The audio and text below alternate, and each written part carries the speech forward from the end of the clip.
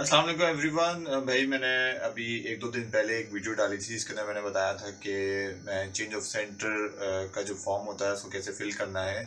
तो वो मैं आपको बताऊंगा। तो ये वीडियो उसी के रिलेटेड है। तो अभी मैं आपको कंप्यूटर की स्क्रीन के ऊपर लेके चलता हूँ और मैं आपको दिखाता हूँ कि आपने किस तरीके से चेंज ऑफ सेंटर का फॉर्म जो है उससे फिलअप करना है। प्लस ये कि जो चेंज ऑफ सेंटर का फॉर्म है उसका जो लिंक है वो मैं डिस्क्रिप्शन में दे दूंगा। एक वेबसाइट है, वहाँ से जाके आप डायरेक्टली उस फॉर्म के ऊपर पहुँच सकते हैं और वहाँ से उसको डाउनलोड कर सकते हैं। वैसे फेडरल बोर्ड की अपनी वेबसाइट पे भी है, लेकिन वहाँ स्टूडेंट्स को मिलता ही नहीं है, वो ढूंढते रहते हैं, उन्हें वहाँ नहीं मिलता तो वो कंप्लेन करते हैं कि सर वहाँ तो मिल ही नहीं रहा। तो आपने जो है वहाँ से जाना है और वहाँ से जाके उसको डाउनलोड करना है। दूसरी चीज़ ये कि आपने उसको पूरा पूरा जो है वीडियो को वॉच करना है, पूरा देखना है ताकि आपसे कोई गलती ना हो। क्योंकि अगर आपसे कोई गलती हो गई तो समझें कि आपकी सारी मेहनत और आपकी सारी फीस जो है वो ज़ाया हो जाएगी और आपका एडमिट कार्ड आपके बजाय कहीं और ही पहुंच जाएगा, वो खैरपुर पहुंच जाएगा कहीं और। ठीक है, तो इस चीज़ का ध्यान रखना है और अपने 3,000 भी अपने बचा के रखने हैं। लेकिन उसके लिए ज़रूरी है कि वीडियो पूरी देखें, वरना अगर कोई भी स्टेप मिस कर दिया तो नुकसान अल्टीमेटली आपका ही होगा। ठीक है, ये बात समझाने के लिए मैंने हाथ से पकड़ के जो ना वीडियो बना दी है। पीछे सारे स्टैंड स्टैंड रखे, कुछ भी नहीं लगाया, इसलिए कि ताकि एक शुरू में जो है आपको आपके 3,000 बचाने के लिए ये 2 मिनट की वीडियो बनाई है आपको समझाने के लिए। ठीक है, वरना मैं डायरेक्ट कंप्यूटर की स्क्रीन पे डायरेक्ट ही शुरू हो जाता, लेकिन मैंने कहा पहले बता दूं, उसके बाद जो है वीडियो स्टार्ट करते हैं।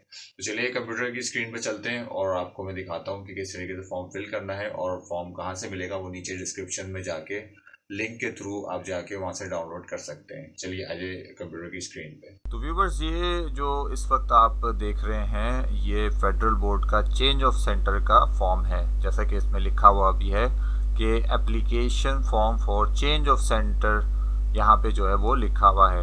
अब ये फॉर्म जो है वो SSC, HSSC annual examination, supplementary examination, इनके बारे में इनसे जो है ये इनका जो है एक कंबाइन फॉर्म है। ऐसा नहीं है कि एसएससी का अलहदा है और एचएसएससी का अलहदा है।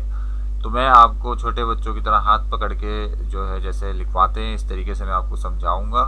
तो वीडियो पूरी देखिएगा। फिर से कह रहा हूँ, ज़रा सी गलती आपका ही नुकसान है, मेरा नहीं है।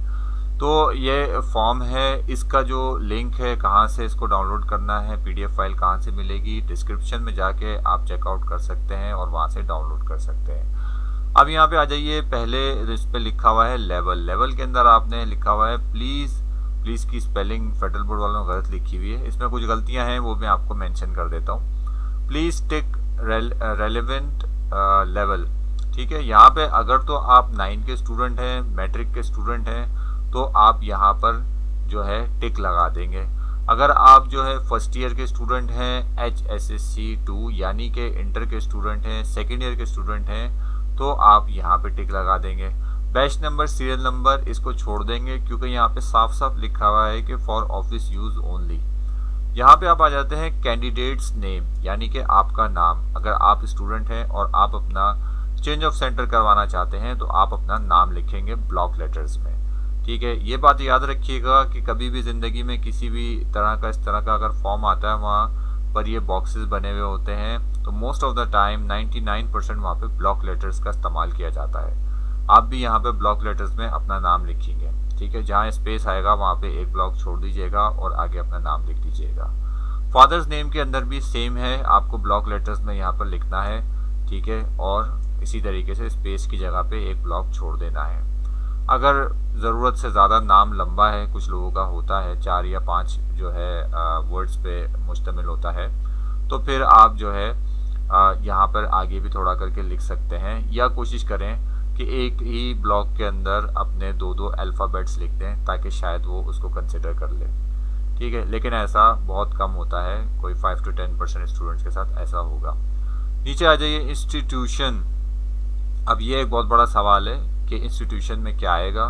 यहाँ पे वो इंस्टीट्यूशन आएगा जहाँ पर आप अभी मौजूद हैं। अगर तो आप सपोज़ कराची में मौजूद हैं और कराची के अंदर किसी भी कॉलेज में आप मौजूद हैं, तो यहाँ पर उस इंस्टीट्यूशन का नाम आ जाएगा। अब ये यहाँ पर बच्चे बहुत कंफ्यूज होते हैं कि कोड में क्या लिखें। ये कोड आपको नहीं पता होगा, ये कोड आपको अपने ऑफिस से जाके मालूम करना पड़ेगा कि हमारे कॉलेज का क्या कोड है। इसके और भी ज़राए हैं जहाँ से आप मालूम कर सकते हैं, लेकिन इतनी मेहनत करने की ज़रूरत नहीं है। ये कोई इतना खुफिया पासवर्ड नहीं कि आपको कोई ना बताए। आपने जाना है अपने ऑफिस के अंदर, जो भी जहाँ से भी आपका एग्जामिनेशन फॉर्म गया है वहाँ पर जाके आप पूछेंगे तो वो आपको इधर का कोड बता देंगे। 4 डिजिट का कोड होता है यहाँ पे, 1 2 3 4 बॉक्सेज हैं, इतने ही डिजिट का कोड आपको मिलेगा, वो आप यहाँ पर मेंशन कर देंगे और यहाँ पर आपके कॉलेज का या स्कूल का नाम आ जाएगा। अगर फर्स्ट ईयर सेकेंड ईयर के हैं तो कॉलेज, और अगर स्कूल 9 10 के हैं तो स्कूल। ठीक है, उसके बाद रोल नंबर में क्या लिखेंगे। अब 9 के बच्चे को तो रोल नंबर पता ही नहीं है, तो वो कहाँ से लिखेगा, उसको लिखने की ज़रूरत ही नहीं है। ठीक है, और उसके बाद आप इसको छोड़ दें। असल जो चीज़ है यहाँ पर वो है आपका रजिस्ट्रेशन नंबर। अब रजिस्ट्रेशन नंबर क्या है? रजिस्ट्रेशन नंबर वो है जब आप एनरोल हुए थे फेडरल बोर्ड में 9 क्लास में, तो शुरू के अंदर सबसे पहली जो बोर्ड के साथ करस्पॉन्डेंस हुई थी वो रजिस्ट्रेशन की हुई थी, जिसकी तकरीबन गालिबन 1000 रुपये आपसे लिए गए होंगे जब आपकी रजिस्ट्रेशन गई होगी। तो वो जो 1000 आपसे लिए गए होंगे और उसके बाद आपको रजिस्ट्रेशन कार्ड मिला होगा, उसके ऊपर एक नंबर मेंशन होगा, वो नंबर आप यहाँ पर लिखेंगे। हर बॉक्स में एक एक लेटर आएगा, सॉरी एक एक डिजिट आएगा, क्योंकि नंबर है तो लेटर तो नहीं हो सकता, वो आप यहाँ पर लिख देंगे। ठीक है, ये रजिस्ट्रेशन नंबर है। रोल नंबर ना भी लिखें तो कोई बात नहीं, क्योंकि आप 9 में या फर्स्ट ईयर में हैं तो रोल नंबर तो आपको पता ही नहीं होगा, तो वो अगर आप ना भी लिखें तो कोई इशू नहीं है। पोस्टल एड्रेस के ऊपर आ जाएं तो इसके ऊपर साफ साफ मेंशन है for dispatch of roll number slip. ठीक है, for dispatch of roll number slip, यानी कि जहां आप चाहते हैं कि आपको आपकी रोल नंबर स्लिप मिले, यहाँ पर वो एड्रेस आ जाएगा। आप कराची से बाहर जा रहे हैं, आप कराची से लाहौर जा रहे हैं, तो आप लाहौर का एड्रेस लिखेंगे जहाँ पर आप जा रहे हैं, आप कराची का एड्रेस नहीं लिखेंगे।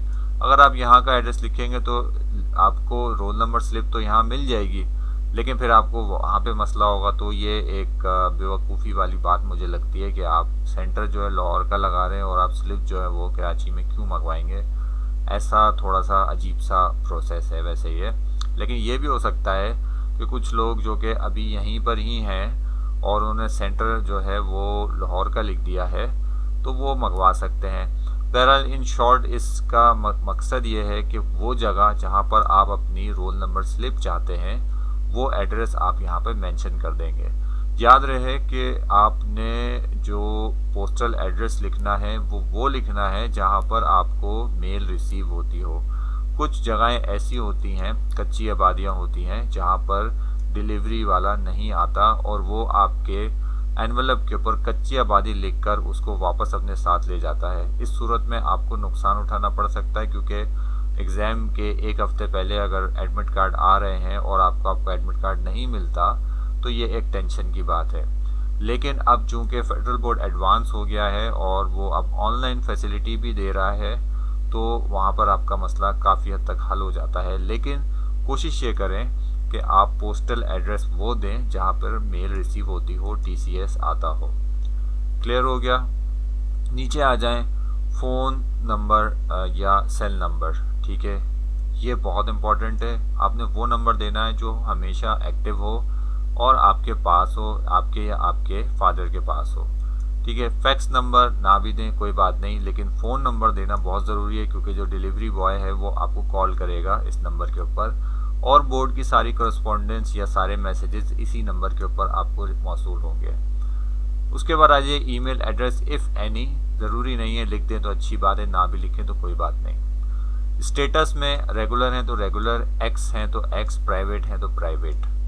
ठीक है, अब आ रही है सबसे इम्पॉर्टेंट चीज़ जो इस फॉर्म की है, वो है एग्जामिनेशन सेंटर, यानी कि name of allotted examination centre if any, और सिटी, प्रपोज्ड एग्ज़ाम सेंटर या सिटी।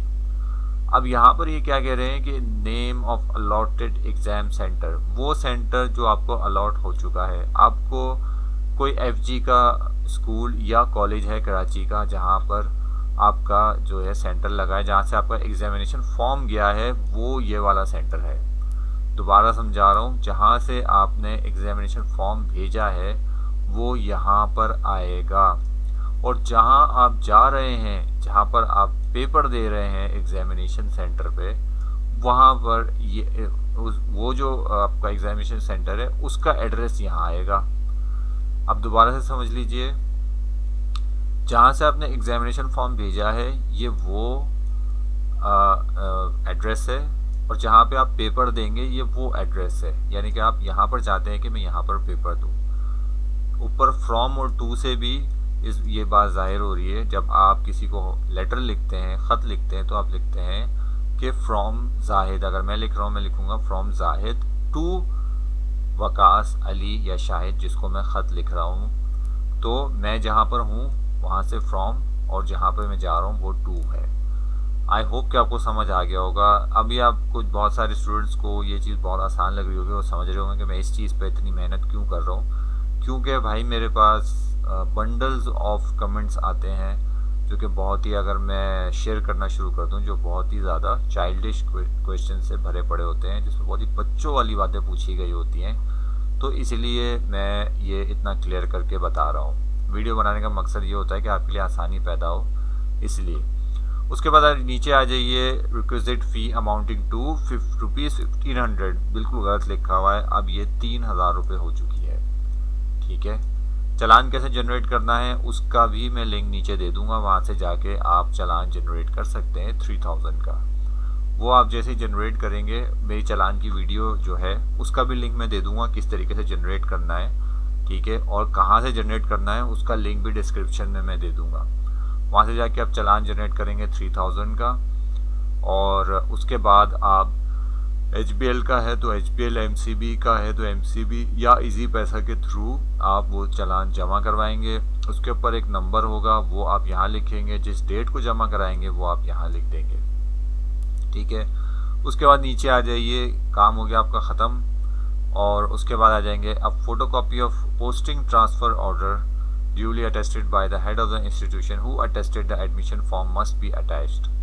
ठीक है, एक फ़ोटोकॉपी ये ज़रूरी है चेंज ऑफ सेंटर के लिए, जिसके आप जो है अपना पोस्टिंग ऑर्डर या ट्रांसफ़र लेटर आपके फादर का जो है वो लाजमी लगाएं। कोई वजह जेन्युइन होनी चाहिए, ये नहीं कि हमारा दिल चाह रहा था तो हम लोगों ने ऐसा कर लिया, वो ज़रूरी है इस पे लगाना।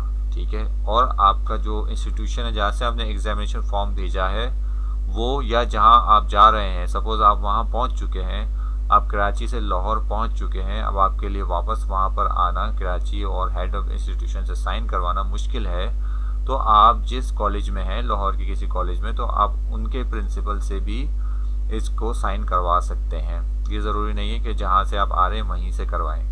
N attested photocopy of passport showing date of exit entry may be furnished in case of shifting abroad vice versa. ठीक है, सिंपल है, फ़ोटोकॉपी पासपोर्ट की जो है वो आपको फर्निश करनी पड़ेगी इन केस अगर आप अब्रॉड जा रहे हैं, दूसरे मुल्क जा रहे हैं तो। No change from one centre to another in the same city, twin city shall be allowed under any circumstances. एक ही शहर में आप कराची सदर के किसी कॉलेज से निकल के आप मलीद के किसी कॉलेज में जा रहे हैं तो ऐसा पॉसिबल नहीं है, एक ही शहर में चेंज ऑफ सेंटर नहीं होता है।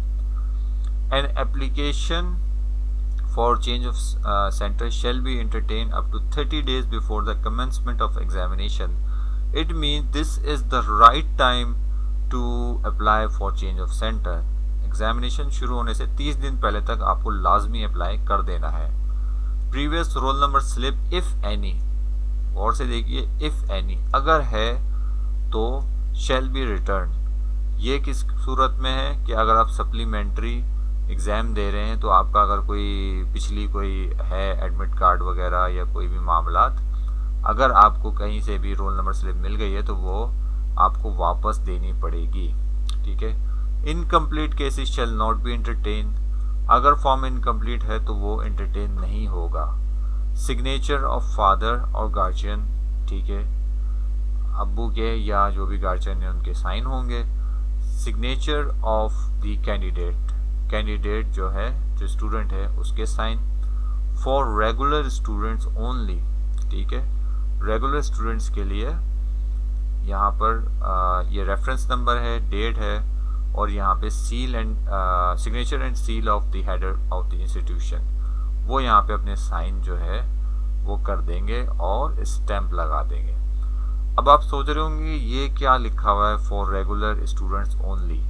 भाई जाहिर सी बात है, अगर कोई स्टूडेंट प्राइवेट है तो उसका तो कोई इंस्टीट्यूशन ही नहीं होगा, तो वो फिर क्या करेगा, वो कहाँ से साइन करवाएगा, तो उसको तो फिर ज़रूरत ही नहीं है साइन करवाने की। ये रेगुलर स्टूडेंट्स के लिए, जो रेगुलर थे वो उनका ही हेड ऑफ इंस्टीट्यूशन होगा जहाँ से वो साइन करवाएंगे। तो आई होप स्टूडेंट्स के आपको सारी बातें समझ में आ गई होंगी। मैंने बहुत स्लो बहुत अच्छे तरीके से और बहुत प्रिसाइज करके ये सारी बातें बताई हैं ताकि आप लोगों को समझ में आ जाए। और आप तमाम चीज़ों के लिंक जो रिलेटेड हैं, लिंक में मैंने आपको इस फॉर्म का लिंक, चालान जनरेट करने के वीडियो का लिंक, और चालान कहाँ से जनरेट करना है उसका लिंक, ये 3 लिंक्स मैंने आपको बताए हैं जहाँ से आपने जाके इस फॉर्म को कंप्लीट करना है। This is the right time to apply for 9 and 10 की मैं बात कर रहा हूँ, not I am talking about first year और सेकेंड ईयर, उनके तो अभी एग्जामिनेशन फॉर्म ही नहीं गए हैं, तो इनके जा चुके हैं, तो आप जो है वो चेंज ऑफ सेंटर के लिए अप्लाई कर सकते हैं। तो आई होप स्टूडेंट्स के आपको वीडियो पसंद आई होगी। अगर वीडियो पसंद आई है तो वीडियो को लाइक कीजिए और कमेंट कीजिए और शेयर कीजिए अपने फ्रेंड्स के साथ, ताकि वो भी इस वीडियो से फ़ायदा उठा सकें। तो कोई भी चीज़ ना समझ में आए तो you can ask me in comments, and see you in my next video. Till then, अल्लाह हाफिज़।